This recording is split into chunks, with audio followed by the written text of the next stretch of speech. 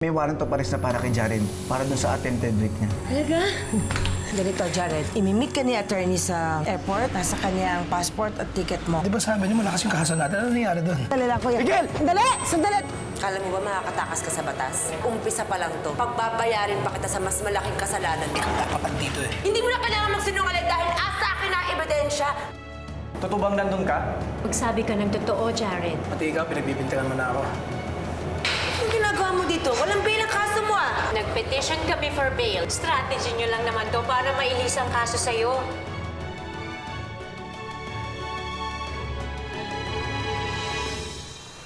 Mabuti na lang, malaki nga ang talo sa kasino ng judge na humawak ng kaso mo. Kaya hindi niya inatrasan ang suhol ko. Thanks, Mom, for doing this. Of course. I told you, hindi kita pababayaan, di ba? Sinasabi ko na nga ba nanuhol kayo kaya nakalabas si Jared. Inakit na ng piskal ang kasong attempted rape dahil nakita niya to ng may probable cause. Kaya lang, nagdesisyon ang korte na payagan mag-bail dahil upon reviewing the available evidences, nahihinaan siya. Ganyan ba talaga yung korte, attorney? Ano? Paiba-iba? Ideally, hindi dapat eh. Pero nangyayari talaga to. Kasi minsan, hindi naman pumapabor sa atin ang desisyon ng korte. So wala tayong magagawa, attorney. Ganun na lang yun. Hindi na siya makukulong. Kung gusto niyang lumabas sa bansa na to, pwede din siya lumabas. Paano yung ginawa niya kay Fred? Hindi ba niya haharapin yun? So what? Now you're judging me? Come on, Allison. He is your brother. Ako lang ba ang gumagawa nito? But that's not right. Ang dumi niyong maglaro. May I remind you, Allison, si Luisa ang nauna. Pinaikot niya tayo sa mga palad niya. Ang papa, tayong lahat, para makuha niya ang kayamanan ng papa. At ngayong binabawi natin, tayo pa ang lumalabas sa masama. I know, Mom. Pero hindi natin kailangang mag-stoop down sa level ni Luisa. Kung alam natin na nasa tama tayo, hindi natin kailangan maglaro ng ganun. Nasa watchlist pa rin naman siya, kaya hindi siya basta-basta nakakalabas ng bansa. Harapin pa rin niya yung kaso niya. Oh, pero nakakainis kasi yung sistema, di ba? Gagawin mo lahat para patunayan na nandun ka sa tama, susunod ka sa tamang proseso. Pero ito namang mga to, hahanap sila ng butas. Kahit gaano kaliit, papasukan nila yung butas na yun. Tapos gagamitin nila yung pera nila para lang masunod yung gusto nila, para lang mabaliktad yung sitwasyon. I will do whatever it takes to bring Luisa down. Kung gusto niya ng maruming laban, hindi ko siya aatrasan. And this time, I will make sure na siya naman ang mabubulok sa kulungan.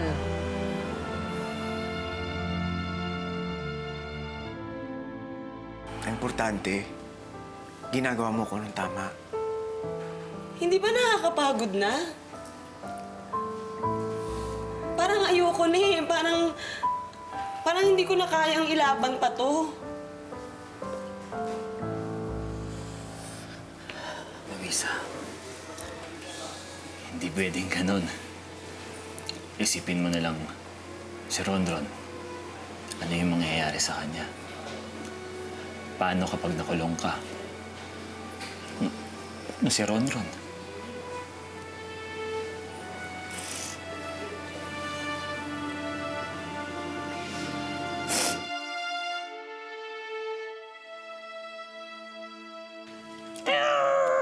Magiging ano na siya? Ronron the Great! Ronron the Great! Oh, Wait lang. Ron. Oh, ito, gastas mo. Inom na. Ayaw ko nga po. Ayaw mo. Ayaw mo bang kasing lakas at kasing gwapo ng tatay Ivan mo? Inom na. Ayaw ko nga po. Inumin mo na to. Nay! Ako na. Inom na, baby. Dali. Para maging si Ronron the Great ka na. Sarap? Very good. Oh, inom pa. Inom pa. Hawakan mo. Di ba malaki ka na? No? Alit ko, Nay. Ayan. Kaloka yung kutong lupa. Shh. Kung di ko lang kailangan yung batang yan sa mga plano, hindi lang tayo nagpapakabait eh. Para lang magkatuluyan na si Luisa at saka si Ivan. Pagkabalikan man. Nay, ano na naman yung mga naiisip-isip nyo na yan? Naku, anak. Ayun na naman tayo Matutuwa ka sa plano ko. Pak na pak! tingnan natin kung di magkatuluyan yung dalawa. Wagi-wagi.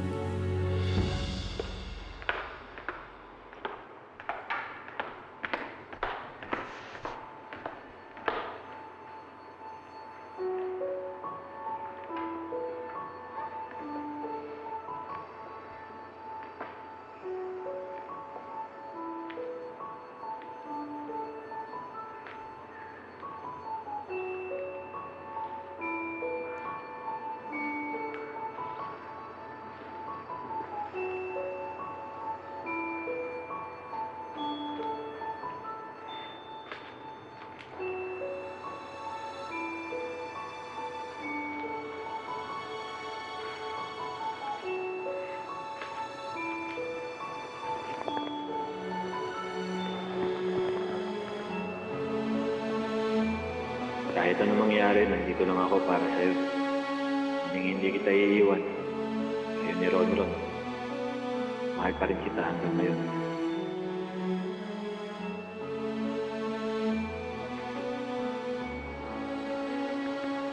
Mama, love na love ka po ni Tatay Ivan. Gusto po niya, magsama-sama po tayo. At saka, kalimutan ko. Ano nga po yun? Andiyan ba tatay mo?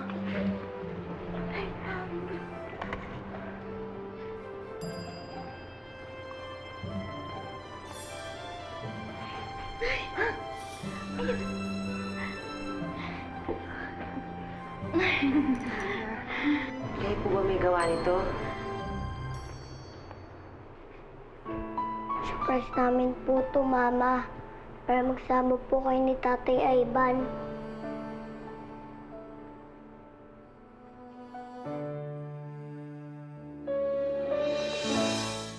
O, Nay, tubig at nai-stress ka. Wala namang masama sa ginawa natin, di ba?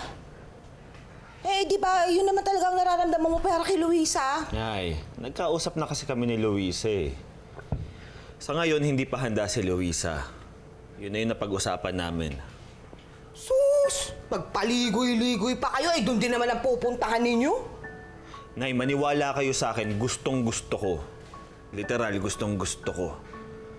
Pero, kailangan kasi natin respetuhin si Luisa na yun yung gusto niya. Kaya nakikiusap ako sa inyong dalawa. Please lang, huwag kayong makialam. Ikaw rin, Sheila. Nak, mahirap kasi yung gusto mo mangyari. Hindi mo pa maiintindihan. Ang iniisip ngayon ng mama, kung hindi ikabubuti ni Ronron. Mahal po kita, Mama. Mahal na mahal din kita, anak.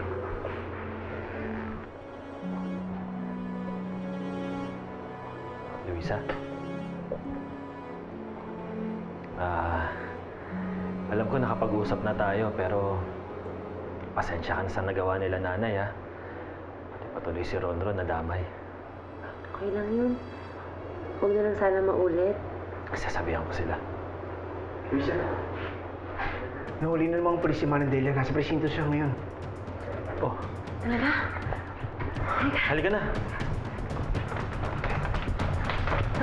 Dito ka muna kila Lola tsaka kay Tita, ha? Tara ka na. Bantayan niyo si Ronron, ha? Tumakas lang po ako sa kanya. Si Luisa po ang nag-utos sa akin para magtago. Dahil siya ang pumatay kay Sir Alfred. Jared! Jared! Jared! He's probably high again, kaya ayaw magising. Jared, come on, open the door! Goodness. Jared, wake up! Yes!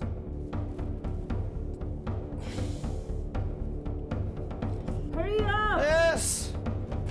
Yes. Nakita na si Manang Delia.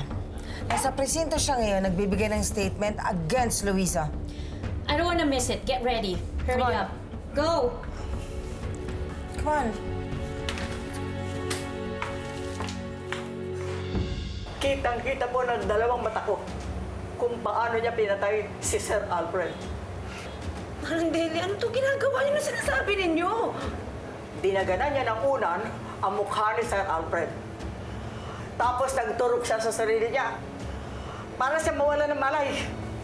Manang Delia, nagsisinungaling kayo eh. Si Jared ang umatake kay Luisa. Si Jared din yung nagtusok ng gamot kay Luisa eh. Nang magising siya sa ospital, namatauhan siya, inutusan ako. Punta raw ka doon sa rest house at lahat ng ebidensya doon na makapagtuturo sa kanya ay linising ko. Lahat ng kalat. Kayo makikinig sa kanya, sinungaling siya, hindi siya nagsasabi ng totoo. If your accusation is true, bakit ngayon nyo lang sasabihin yan? Ilang linggo nang patay si Mr. Vergara. Aba, ay natakot po ako eh. Pinagbantaan niya ako, papatayin daw niya ako pag nagsalita ako. Sabi niya. Manang Delia, ano ang pinagsasabi mo? Nagsisinungaling kayo! Nagsisinungaling si Manang Delia! Wala akong ginagawang ganun! Binayaran siya ni Stella para manahimik siya. Hindi ako bayaran. Kung gano'n, Manang Delia, saan galing yung pera na binigay sa inyo, Stella, nung umalis kayo? Hindi nyo kailangan sumagot, Manang, if you think you might incriminate yourself. O bakit? Ba't hindi kayo sasagot? Eh kung wala talaga kayong tinatago, ba't hindi kayo magsalita? Hindi nyo sagutin lahat ng tanong. Separation pay ko yung pera na binigay ni Ma'am Estela sa akin. Kasi nga, pinalayas ako dito. So, nag-invento na lang ako ng dahilan kay Ma'am Estela para makaalis na ako dun sa kanila. Yun. Kung totoo lahat yung sinasabi nyo, eh bakit si Luisa ang nagdala sa inyo rito? Hindi. Kung saan ko lumutang dito sa presinto to para magsabi na ito totoo. Kasi binabagabag na ako ng konsensya kung di na ako makatulog. Eh, kaso natunugan nila ako, inunahan nila ako sa presinto para takutin. Ganon. Wala kami ginagawang ganun, Manang Delia. Nag-iimbento ka na eh! Mabuti na lang po, may nagrambula mga teenager dito sa presinto, kaya nakatsyempo ako, tumakas ako. Kaso po nadakip din ako eh. Itinago pa nila ako, ha? Hindi lang yung tinakot na, mayroon ko lang tinakot na kung ano-ano pananakot. At ito ba naman tanda ko na ito? Mahina lang ako, nagtulong-tulong pa sila sa akin. Tingnan nyo, sinaktan pa nila ako. Ayan o, ayan. Kami ginagawa. Manang nagsisinungaling ka na magsabi na sa kanya! Umilaw ka, Luisa! Luisa! Atake! Dito po tayo, Ma. This is what we've been waiting for. Makukuha na natin ang hustisya para kay Lolo. Let's go. Alam ko na kay Stella ang loyalty ninyo. Pero sa ginagawa niyo to, hindi akong pinagkakaitan niyo ng hustisya, si Fred! Hey! How dare you put that guilt trip on her? Kayo may pakana nito! Kayo may pakana nito eh! Luisa! Tapos na mga palabas mo, hindi nagagana yung mga ginagawa mong panggagaling sa akin. Wala akong ginagawa laban sa inyo. Kayo may ginagawa laban sa akin. Pati si Manang Delia, dinadamay ninyo, ginagamit ninyo yung matanda. Excuse me, may sariling utak yan si Manang Delia. Hindi namin siya basta-basta makukuto. Tanggapin mo na lang kasi this is the end for you, Luisa. You're going to the jail for the murder of my grandfather. Sa sinungaling ka, Manang Delia, magsabi ka na ng totoo! Magsabi ka na ng totoo! Tumigil ka, halika na, Manang Delia. Manang Delia, huwag kang kagaya sa kanila! Magsabi ka ng totoo! Kaya mo ko na talaga mamatay kay Fred! Manang Delia! Sa korte na lang tayo magkita. Sa korte tayo magkita. Manang Delia, huwag kang gumaya sa kanila! Magsabi ka ng totoo!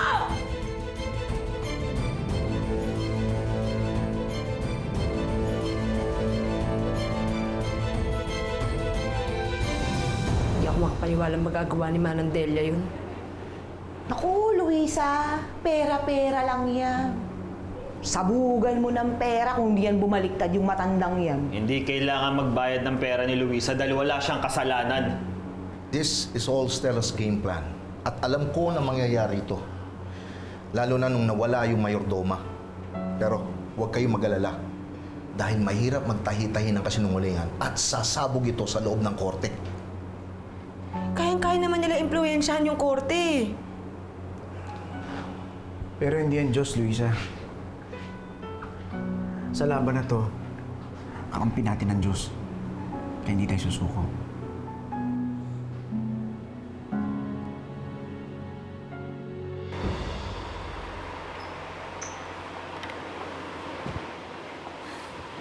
Maraming salamat, Manang Delia. We've been waiting for this day na lumabas kayo to tell the truth.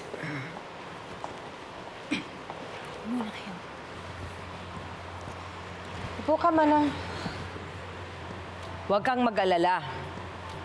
Tutulungan kita na kasuhan si Luisa sa ginawa niyang pagkuha sa inyo.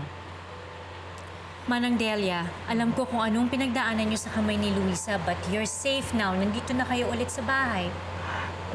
Ma'am Alison, pwede po bang makahanap ako ng ibang matitirhan? Bakit ho? Dito naman ho kayo nakatira dati. Kasi hiyang-hiya ako sa inyo eh. Bigla akong umalis nun, tapos babalik ako rito na parang walang anuman nangyari. Nakakahiya po. No, Manang Delia. Mas gugustuhin ko na nandito kayo. Mas malapit kayo sa amin, mas hindi ako kakabahan na kuhanin kayo ulit ni Luisa.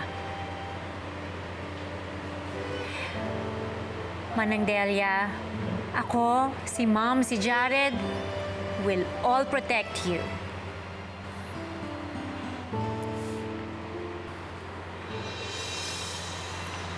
Ma'am Alison, nasa landline po si Attorney Lopez. Hindi daw po kayo makontak sa cellphone niyo. Excuse me.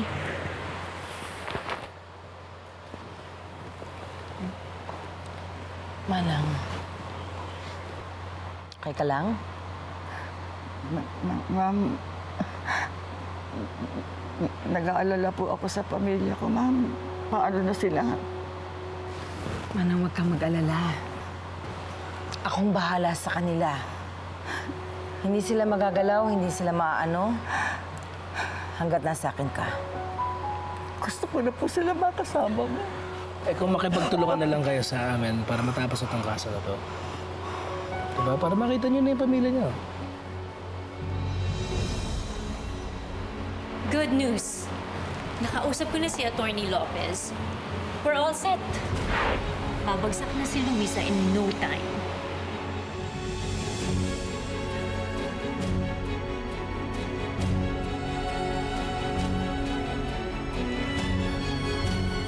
Nay!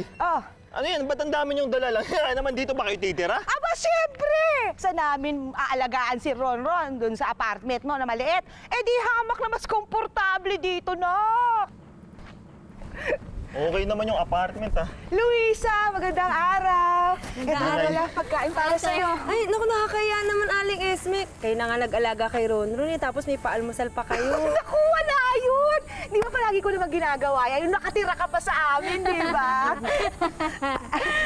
Sige po, tuloy po kayo. Sige, sa'yo muna para makapag-almusal tayo, anak. Sandali lang po ah. Hello? Luisa, nandito ako sa presinto para kamustahin yung kaso mo. Nalaman ko na pinapakasuhan ka ng illegal detention ni Stella. Ano?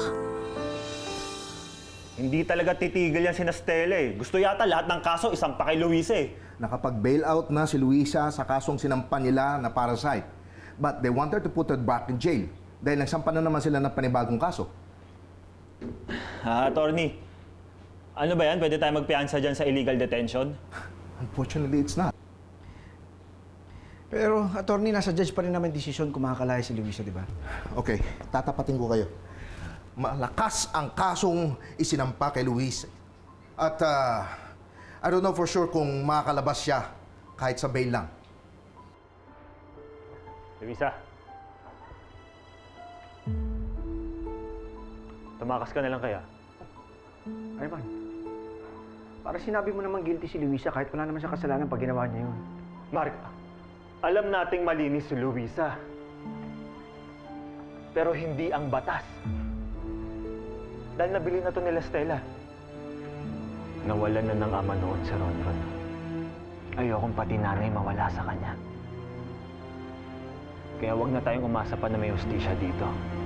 Dahil yun na yung naranasan ko. Kaya hanggat may oras, tumakas ka na. Mama, ba't ang lakas po ng boses ni Tatay Ivan? Galit po siya? Yan na. Halika na.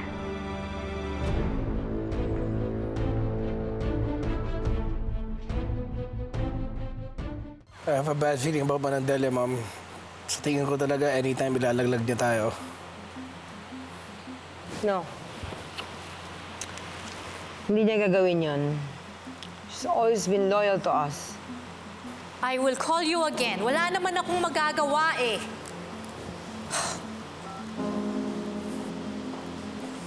May problema? Hindi pa raw napipirmahan ng judge yung warrant of arrest ni Luisa. According to Attorney Lopez, Why? pinag-aaralan ng gusto ng judge yung kaso ni Luisa. Pero nakita nila sa Manangdelia. Nag-testify si Manangdelia in front of them against Luisa. Matibay ang ebidensya natin. So wait, you're telling us na may posibilidad na hindi makukulong si Luisa? Yun na nga ang kinakatakot ko eh. Baka matakasan naman tayo ng babaeng yun. Palagi na lang niya tayo natatakasan.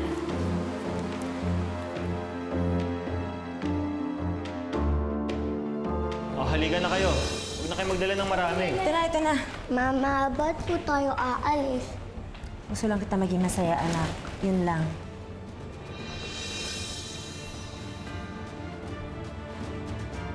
Luisa,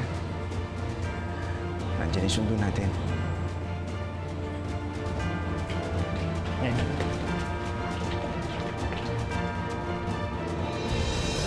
Jared is wild and crazy. Pero hindi naman siya mamamatay tao.